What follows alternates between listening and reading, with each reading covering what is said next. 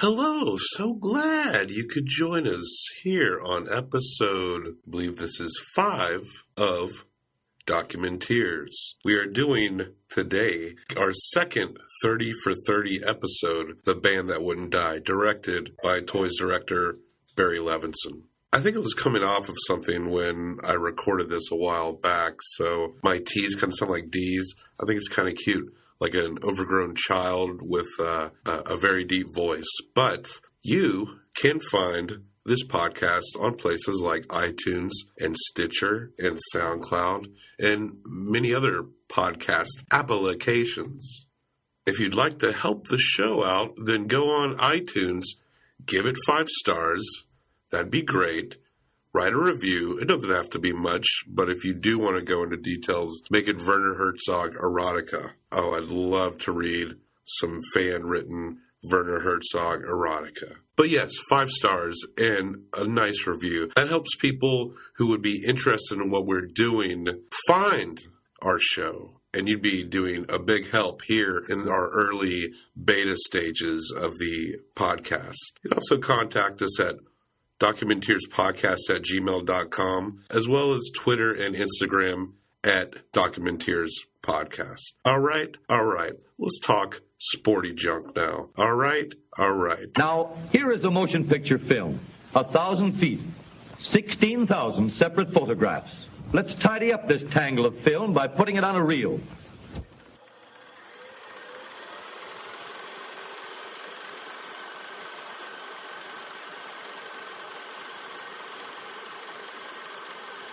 It was almost religion. Every Sunday was like going to church.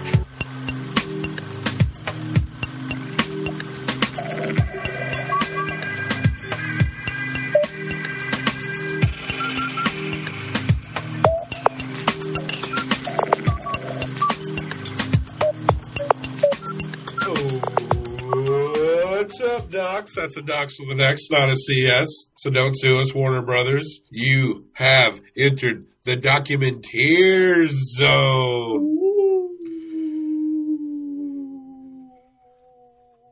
We're not doing that? We are now. We are here. I'm here with my sportsman Drew, host of WXNA's Walk It Off and Loud Love, which you can hear when? Sunday nights, 11 p.m. if you're right here in Nashville on 101.5 FM. That is Central Time for all those people everywhere else. Yeah, there's internet too. You can find it there, not at that time. There's probably the shows at WXNA are banked, right? So you can just listen to them online, right? Archived on the WXNAFM.org website and at walkitoffradio.com. Oh, right. You're the sports guy, so we're here to talk about our second 30 for 30 film. This one, I've seen a lot of the early ones. This is one I had not seen until now. I'm excited about that. You get that fresh take. Yeah, you're hot on this one. I like it. And I'm not against it, but it's going to be interesting to see how we split on it a little bit. Well, now that I've been on the Documenteers once before, it's nice to be back. Yeah, welcome back. Back in the Documenteer area. I think these are Shamco Studios we're in. Oh, Shamco Studios. I got to get the branding down. Yeah. Well, this is the second episode, okay? It's not the last one I've been on. So, you give me a couple more. There's a lot of 30 for 30s left. The second episode that you have been on. Oh, that's what I said. Oh, right. But this is, we are doing the second ever 30 for 30, The Band That Wouldn't Die. Directed by prolific director Barry Levinson. He's directed Diner, The Natural, Rain Man, and probably most famously and beyond all those, he's directed that seminal work of art, Toys. Fantastic. That's right. So that's the one you're going to choose if we're going to give him a name? Toys director Barry Levinson? Toys director Barry Levinson. Rest in peace, Robin Williams. That's how we're doing this episode. Okay, I got it. He's also working on, as of this recording anyway, on a Joe Paterno movie for HBO starring Al Pacino, because Al Pacino has to be in every HBO biopic. Makes sense. The Band That Wouldn't Die is the story of that band that wouldn't die. Weird, but it's nice because they've used the smaller story to tell the bigger story that everyone already knows. And that's one of the things I really liked about this episode is that I feel like this is where 30 for 30 kind of finds itself a little bit. And that's what it was more supposed to be.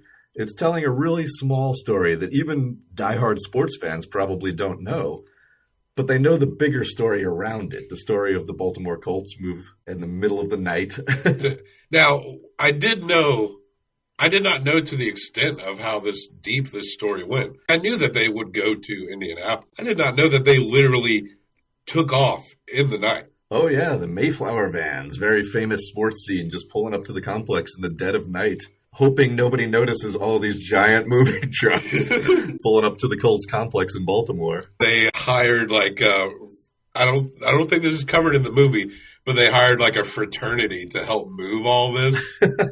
College hunks moving junk? And they were putting on jerseys and memorabilia layered under their clothes until someone had to be like, hey, look, you can't just take all of this shit. And people are looking like the Michelin Man. Where did you hear that? Why is that not in this documentary? It should have been. But I had read a little article on it after I had seen the movie. It was a very entertaining article. I can't remember exactly where I saw it. But. Not bad. Look, if you're hired to move all the stuff out of an NFL team's complex in the middle of the night, some of it's going to end up on you. Yeah, for sure. I would have been taking things too. So, we got to clear out the pictures, the posters on the wall. They're taking the hang in there kitties. I don't know what's going on. They said they were taking office furniture. Just everything in this building is getting loaded onto moving vans and sent to Indianapolis, and hopefully nobody in Baltimore notices. This, much like our last episode, King's Ransom, with our villain, Peter Pocklington. Well, a debatable villain. You pointed out that he did help bring the Edmonton Oilers up into a championship team.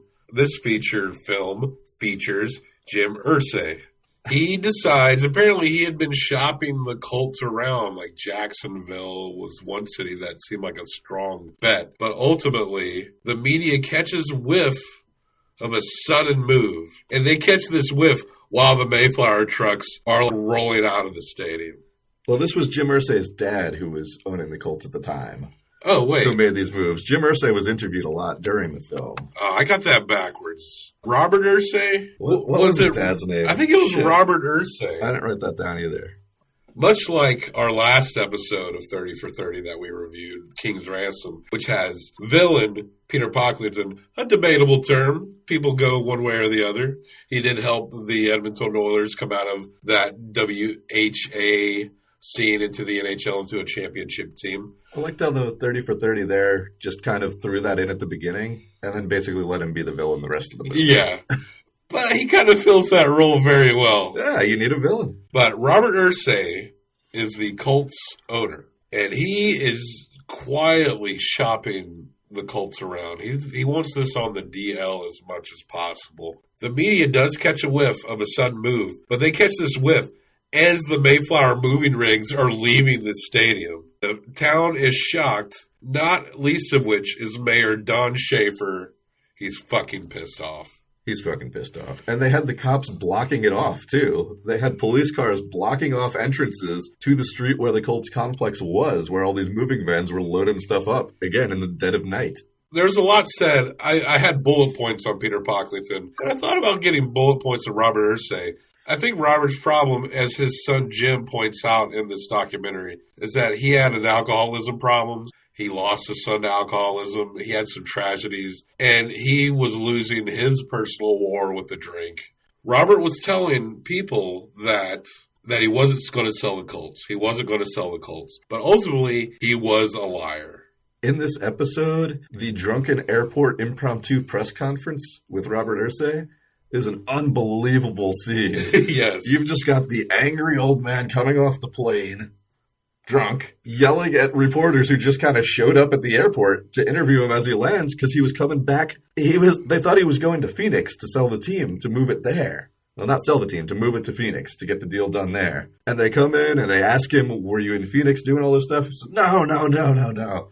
And then later on, the voiceover in this episode is like, he was in Phoenix the day before. Well, Phoenix publicly was backed out of the deal. Yeah. Publicly. So that verified that he was lying because he was quietly trying to make this deal. And when Phoenix decided that they didn't want the deal, they publicly were like, we're going to have to back out of Robert Irsay's deal. And he's wildly drunk and belligerent in this press conference. He's calling out reporters by name. He's basically doing the 80s version of fake news. Fake news. just getting real upset, real drunk, having what seems like a really good time, just berating reporters too. But he's so angry that they think this is happening. And of course, it did just happen. It happened. But he didn't want anyone to know. Yes.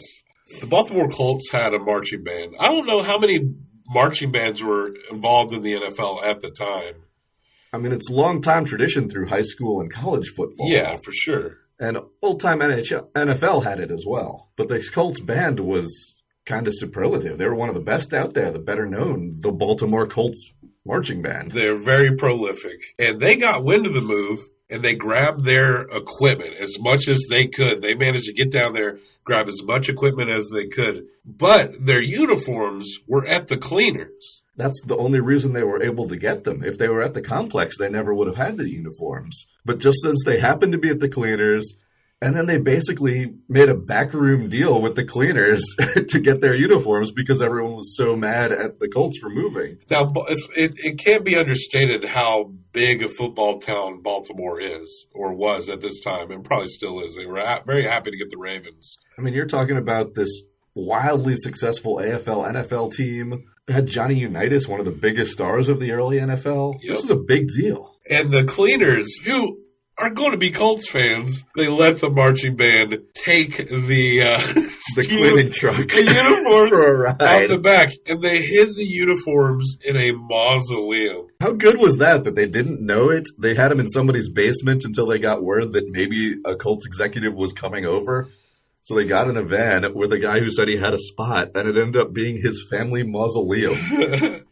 Yeah, basically bury the uniforms with the dead. Now that's a nice touch in a documentary called "The Band That Wouldn't Die." Now they're undead band uniforms. Well, pointing out the mausoleum. Around 9:40, the title of the movie appears. What a great story that is. The cleaners letting you take the uniforms and you hide them in a mausoleum. I thought Barry Levinson's graveyard shots were very corny. It was heavy-handed. They even had the lightning strike on one, and then the slow pan shots on tombstones. It's like, yeah, we get the gist, Barry. We know what a mausoleum is. Calm down, Toys director Barry Levinson. Shortly after this point of the movie is my favorite Ninny 30 for 30, the old footage. And apparently they also snuck out the game-winning ball of a Johnny Unitas killer comeback, which I forget exactly what game that was. Do you remember? I don't know if it was like a Super Bowl or a playoff game, but it was a big deal game where they were down so hard and they took... They're talking about the game that was called the greatest game ever played in the NFL for a long time when they beat the Giants. And the band was there playing, and the ball just kind of went to him. And then he's got the story of sneaking that out of the stadium, too. And it kind of established in the NFL how much you could do with 2 minutes. Because there apparently was a time in the NFL where it was like, if it was 2 minutes left, I was like, yeah, you're probably going to lose. Not if you're fucking Johnny Unitas and the Baltimore Colts. You've got a passing game that pretty much nobody had back then. Some of the biggest, and Johnny Unitas and the Colts are such a huge deal in Baltimore at this time. Other than that, after the Colts are gone, all they have left are Toots Barger, who is like one of the greatest duck pin bowlers ever played. This lady. I hope they make a 30 for 30 about Toots Barger and her duck pin bowling masterpiece. I think it was a good call not to go too deep in that on this documentary, because you're right. That would have gotten a whole episode of its own, really kind of took it off the rails a little bit. We'll go back to Toots Barger sometime in the future, I'm sure. But they got into how Baltimore, as a city, kind of had this inferiority complex, being basically not D.C., not New York, but they had the football team that was winning. I know that's always an issue with like cities that aren't New York. But they really got to let that go. Maybe I'm just so far. You're on that northern corridor. I guess if you're up in Northeast, it's the thing. I've been to Chicago. There definitely is that feeling in Chicago. But New York is like almost this entirely different animal. You don't have to be New York. And you want to know what? New York is so goddamn expensive that it's officially nearing. It's going to be controversial because you're from New York. You've spent a lot of time in that city. And I've lived in Nashville for a decade now because New York's so damn expensive. It's that New York has gone a little overrated. It was kind of like I think it's working class gritty days. It's still coasting on that. But now it's a lot of like, how shall you say, yuppie bullshit. Well, that's always been there too. I mean, in any city, you're going to have the areas that are all yuppie bullshit. You're going to have the working class areas. New York's just so much bigger that basically most of Manhattan at this point is the yuppie bullshit. But even today, Baltimore still has that rep of a hard-nosed, working-class city, or also the city that The Wire was based on that involves a lot of crime and drugs. Yeah, they're not going to shake that Wire view anytime soon. Do they want to, really? I don't know. I don't think so. At least not the rep coming out of Baltimore. John Waters is also from Baltimore, and he's been a big Baltimore rep all his life. But just think about it as a team. That was a nice point they threw in there. As much as you might not think the inferiority complex is real, it is if you live there, and if you have something that's great, like their Baltimore Colts were in the early days of the NFL. That's such a thing to hold on to. And then imagine this big object of civic pride stolen out on moving vans in the middle of the night. And, Robert Irsay, he did it all wrong. And he didn't give the town any credit for helping to support this team. There's at one point in a drunken interview where he says, it's not the fans' team, it's not the team's team, this is my team. I built this team. Your team is nothing without people going to see and supporting your team. You're the guy cutting the paychecks, but nobody's coming to see you. The people need to buy things for you to cut those paychecks. He totally shat on all those Colts fans, and that was so tragic. What do you do when your team moves like that? Like, if they take that away? I mean, I know you're a huge Nashville Predators team fan now, and early in their history, there were the rumors that the Preds would be moving. But what if they did now, when you didn't expect it at all, when they're doing great, when they're coming off a Western Conference championship? What if right before this season, they're like, the Preds are going to Canada? It would break my heart. I don't know if I could follow that fandom to anywhere else. I have to pick a different team. I don't even want to think about it, Drew. And I'm sure the Baltimore Colts at the time did not want to think about this either. Now, just imagine you're that Baltimore Colts superfan that they highlighted in this 30 for 30 documentary. The guy who showed up at the airport with homemade cakes for the players, playing the fight song from the band, who got buried in his jersey after he died. Loudy. How sad was that when they're telling the story of the day they played their first game in Indianapolis? He went into the Colts' old stadium in Baltimore and sat there by himself at game time in the empty stadium where the Colts weren't playing. So sad, because Loudy had put all of his hopes and dreams into the Colts. They backed him up on those dreams for years. Eventually, he would pass away. But the old classic aspects of the Colts, one aspect did not go away. One aspect stayed in that town and let the fans know that you may not have football here, but we love you, and we love football, and we will always remember you. The band. That wouldn't die? That would not die. The Baltimore Colts band did not move with the Colts to Indianapolis. They stayed in Baltimore, and they kept calling themselves the Baltimore Colts Band and played parades to huge ovations and played, what are they playing, shopping mall openings? I don't even remember. Yeah. But wherever you could have a band, they showed up in their Colts uniforms that they, I guess, got back from the mausoleum at some point where the threat was gone. Oh, no, they said they made a deal. That was in the documentary.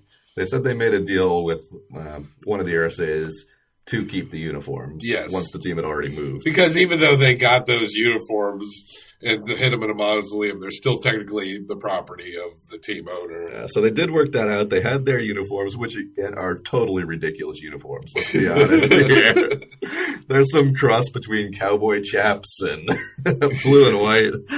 But they're the Baltimore Colts band, and they're still playing in Baltimore as the Baltimore Colts band every chance they get. These people wouldn't let it go. The kids in schools in Baltimore, they would do the pledge and then sing the Colts fight song in class. Which is wild.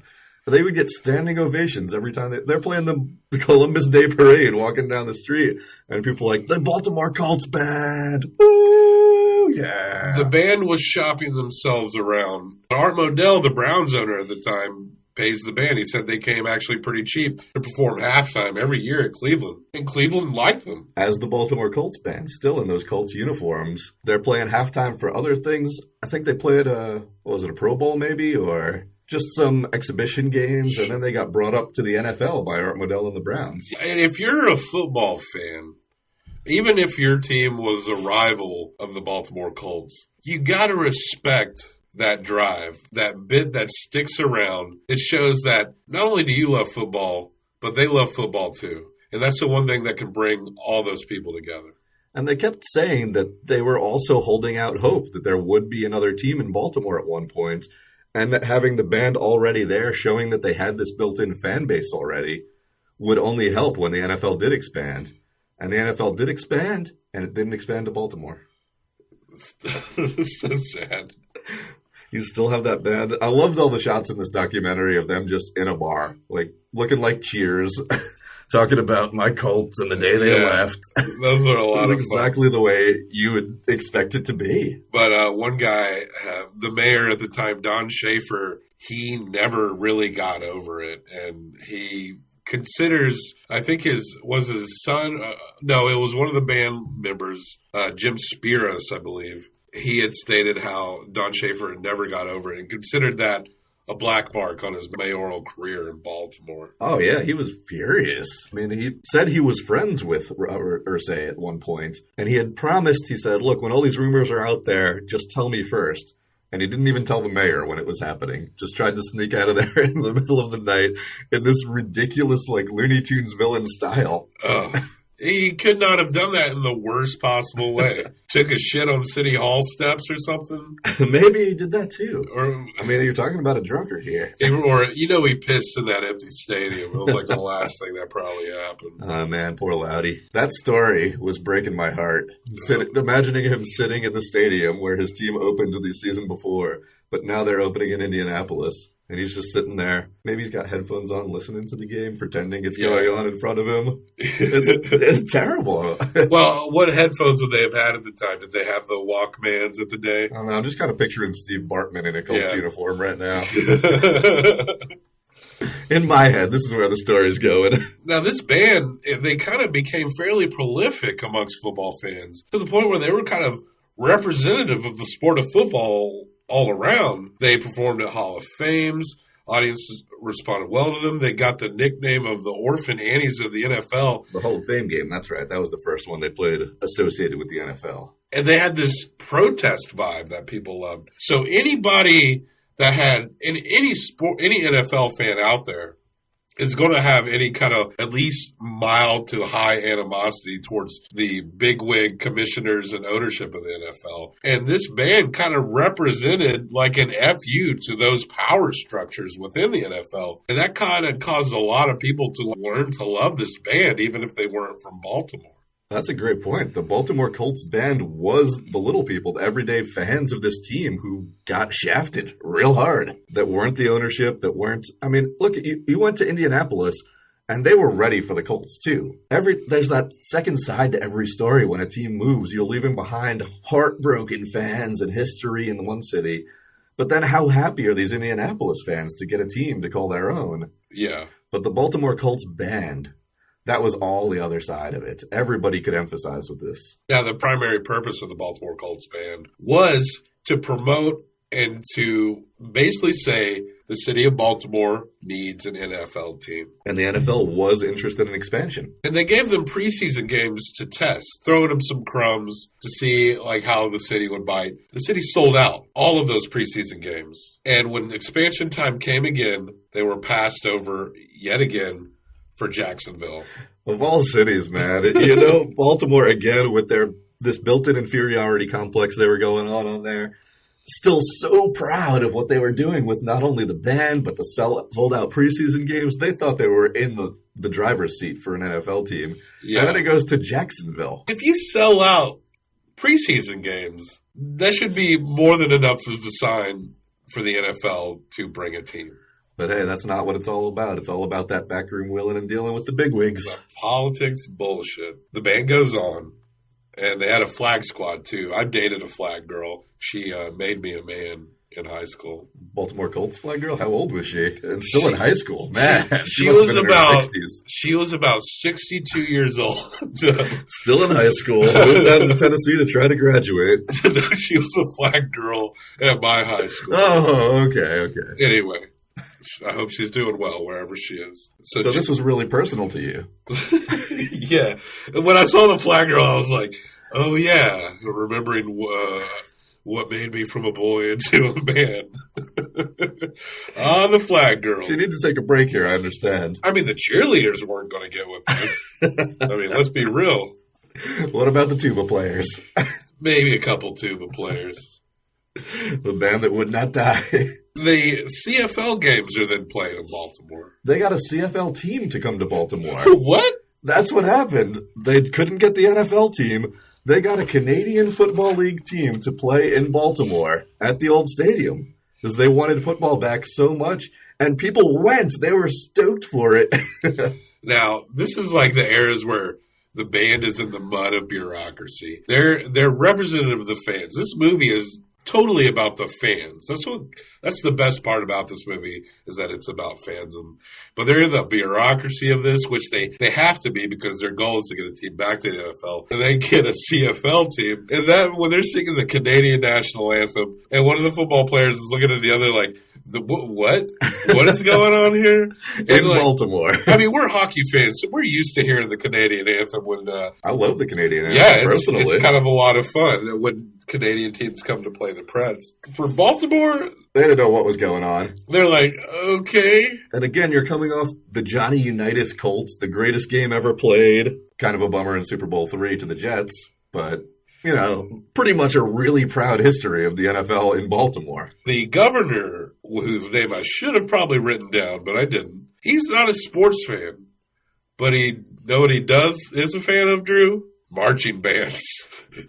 Who isn't? I mean, I've got posters of my favorite marching band members all up in the studios for Walk It Off. Yeah, this room is decked out in marching band memorabilia. I got like a bass drum over there. Got some of my favorite marching band jerseys that I wear to good recitals. I've got like 10 clarinets on the wall. I could have clarinet. Signed by your favorite players. I got Gibson clarinets. Signed by Jordan Tutu. That's ridiculous. I want to say one of my other favorite in a corny way in this documentary was every time it seemed to be going good for the Baltimore Colts and the Baltimore Colts marching band, the city of Baltimore, something bad would happen, and they'd go to the darkened stadium shot, and it was like betrayal time. There was like some Barry Levinson shots where it would be like 1 second on him while he's talking to Mr. Spiro. It just seemed a little unnecessary. It's like, okay, buddy. Hey, remember, I'm doing this one. Betrayal time, darkened stadium. Dun, dun, dun. So the governor is working to kind of help this band out. He's inspired by the band, and he wants to give the band and the city of Baltimore what they want. A goddamn football team. Canadian football team. He did the best he could. He's not an NFL commissioner, but he did the best he could. And it was cool. They had a football team to go to again. I'm sure it's not what the people of Baltimore really wanted, but they had professional level football. And they went to the games. They showed up. They supported him. I knew this guy from Baltimore. He was like a bit of a rapper. And he had this line that I never forgot. It was, yo, I'm from B-more. I'm just trying to eat more. All right. A little sidetrack there. But they never stopped going for an NFL team. Even when they had their CFL, they weren't like, boys, we're back in it. This is it. This is the pinnacle. It was good. It was football, but they still wanted that NFL team and thought they deserved it. Finally, the dreams begin to come true. Eventually, Baltimore would get their team back. They would be the Ravens. I did not know that they were the Browns. Really? No. I don't know how you missed that, because it was such a wild moment in kind of karma almost that they finally got their team back, but they got it by completely dicking over another city, another Rust Belt city. That's right. So Indianapolis got the Colts, and years later, the Cleveland Browns, again, a beloved team with an extensive NFL history and a huge fan base. Everybody knows the Dog Pound and the Cleveland Browns fans. And they kind of snuck out of there with Art Modell, an owner who's now absolutely hated in Cleveland, the way Irsay is in Baltimore. But the Baltimore fans got their team, and they loved them. Yes. They loved having their team back. Course they Sorry, Cleveland, eat it. The band members did state that there was some mixed feelings on it. Of course they wanted that football back, but they did legitimately feel bad for the fans in Cleveland. They wanted the expansion team. That's what they went for. They were shocked when it went to Jacksonville instead. But then they got the Cleveland Browns. But of course the Browns there would be a Browns to come to Cleveland eventually. At the announcement of the Ravens, it's not immediately stated that the Baltimore Colts marching band are going to be the Ravens marching band. John Zeman has to go on a local talk show, and he has to make his case to the new ownership. But it was Art Modell's son, David Modell, was a fan of the marching band. And when they were in Cleveland, he was kind of their contact when they played halftime at the Browns games. So he was on the talk show, and they brought the guy up out of the stands, said, "I'm the head of the Baltimore Colts marching band." They said, "We want you." Now, Art Modell, as much as he's hated in Cleveland, he actually knows to embrace the Colts' history. And Johnny Unitas shows up to support this new team in Baltimore, letting those fans know this isn't the Baltimore Colts, but you got a team, and it's okay to love now the Baltimore Ravens. Nevermore. They waited their 1 year. That's what they did there. To go move into their new stadium. They played 1 year at the old stadium. Then they moved into the new M&T Bank or whatever it was called stadium. And that's when they changed the marching band's uniforms. It was this whole big thing where the Baltimore Colts band became the Baltimore Ravens band and got some modern black uniforms. But they had this big ceremony on the field because, again, that was the big point, was getting Johnny Unitas on board. That's going to get the fans to love this team and embrace them as their NFL team the way they did the Colts. And they had this totally ridiculous ceremony on the field where Johnny Unitas and some other Baltimore Colts legends were wearing their Baltimore Colts windbreakers. And then as the team came on the field, they reversed the windbreakers to say, "Oh shit, it's the Ravens now." Oh shit, Baltimore Ravens. The same players, but now they're the Ravens. This is our team. What a symbolic gesture. It was wild. Edgar Allan Poe was there, letting everyone know that you can love your Baltimore Ravens. It was his mausoleum. Yeah. But going back to that thing with the Browns almost got a deal worked out immediately. There was such a backlash against the NFL from kind of stealing the Browns away from Cleveland that they did it a little bit differently. The NFL immediately said, the Ravens are moving to Baltimore and they're going to be a new team. And then we're going to put the Cleveland Browns back in Cleveland the next time we have an expansion. Nice. So there will be a Cleveland Browns again. But your Browns are gone to Baltimore. Yeah. But you'll get an expansion team that's going to be fucking terrible for years. Here in Nashville, the Titans play. I'm a Titans fan. The Titans came from Houston, the Oilers. And it's a weird thing. I don't personally accept this history, but the technical history of the Titans is also the history of the Oilers. But to me, Titans history begins when they come to Tennessee. I agree with you. There's a lot of backlash on that stuff. The team history, it is technically the same team that moved, so they keep the history. But the Tennessee team starts over, at least in the court of public opinion, if not the actual record books. Yeah, Houston gets to claim Warren Moon. We do not. And they did that same thing with the transitional year, where for the first year after moving to Nashville, they were the Tennessee Oilers. But after that, they took the name the Tennessee Titans and kind of embraced it in the same way, just kind of blended them together to become, okay, this is now your team. It's a new thing, but you can still love it like you did that old team. If we want their fans, we'll take them too. It's kind of understandable why Houston would not like us, especially those that remember those old days. But that like carryover history that's awkward. I understand why that would be a problem. And Houston ended up getting a new team as well in the Texans years later when the NFL expanded again. So they got their team again. The Cleveland Browns became the Cleveland Browns again a year later. And I really believe a whole big part of that, why that happened, was the huge backlash over the way the Baltimore Colts snuck out in the middle of the night and screwed the city of Baltimore. Yes. Don't ever fucking do that to a city again. Yeah, that's not happening. That was just so brutal, just ripping it out. And, of course, the Ravens go on to find their own successes. The band, as you said, becomes the Baltimore's Marching Ravens. The band that will never die. That stayed in Baltimore. Plays on, Drew. What a story, man. And they were doing clips of this with Ray Lewis doing his Ravens dance. Like, this is a new team. Baltimore Marching Ravens that are still there today. No, I agree with you. This was a lot better than A King's Ransom. I like the fan focus. This story was dripping with heart. I felt like Barry Levinson didn't really bring much too unique to the table. Some tricks he tried to do just seemed a little corny. He didn't have too much of himself in him, like in the way Battleship director Peter Berg did in King's Ransom. But there was like a few Toys director Barry Levinson moments in it. But how many Herzogs would you give The Band That Wouldn't Die? I just want to say first that I loved this movie.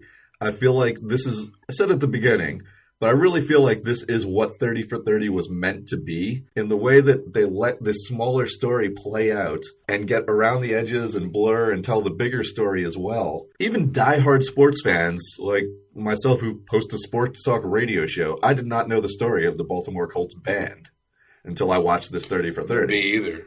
And I watched it, and I got totally connected. I could see myself in a lot of these sports fans. Maybe not Laddie, that was a little much. Yeah. But I could see myself in a lot of these sports fans here, and just putting myself in that position of the way that they showed the special connection that fans have to a team. And they told this really intimate, smaller story that expanded into the story that every sports fan knows about the teams moving the Mayflower trucks in the middle of the night. It was just such an impressive form of storytelling. And I think he did, I'm not exactly as versed in the theatrical tricks of making a documentary, but I liked the way he let the story tell the story. There was no driven narrative arc, really. He let you focus on the characters and fill it out until you really got the whole picture. I loved that. I'm going to give it 4.5 out of 5 Herzogs. Whoa, holy fucking shit. That's the highest rating we've gotten so far. Well, this is my second episode here with you on the Documenteers. This is our second 30 for 30. That's a respectable opinion. I felt like it was a good film. Felt like there was a lot of good things going for it. There were some things that I felt like were a little basic, but ultimately what puts me over the edge is the heart, and ultimately it was a good movie because of that. And it was about how much a city can mean to a team, or how much a team can mean to a city. A team is just not much without that fan base. I'm going to give The Band That Wouldn't Die 3.5 Herzogs. So just slightly over mediocre from you. Slightly over. I felt like it was going into the really good territory, but it was slightly better than like typically good, and halfway between typically good and really good. So I give it 3.5 Herzogs. You combine your 4.5 Herzogs, Drew, with my 3.5 Herzogs. We have 4, 5, 6, 7, 8 out of 10 total Herzogs. For the second episode of 30 for 30, The Band That Wouldn't Die. That's a respectable score. Toys director Barry Levinson, he's probably listening to this. He's probably very proud of that 8 out of 10 score. Congratulations to this band that's still going. And congratulations to the city of Baltimore for having their Ravens. But I'm a Titans fan, so fuck the Ravens. I don't like Ravens fans either. Good night, everybody.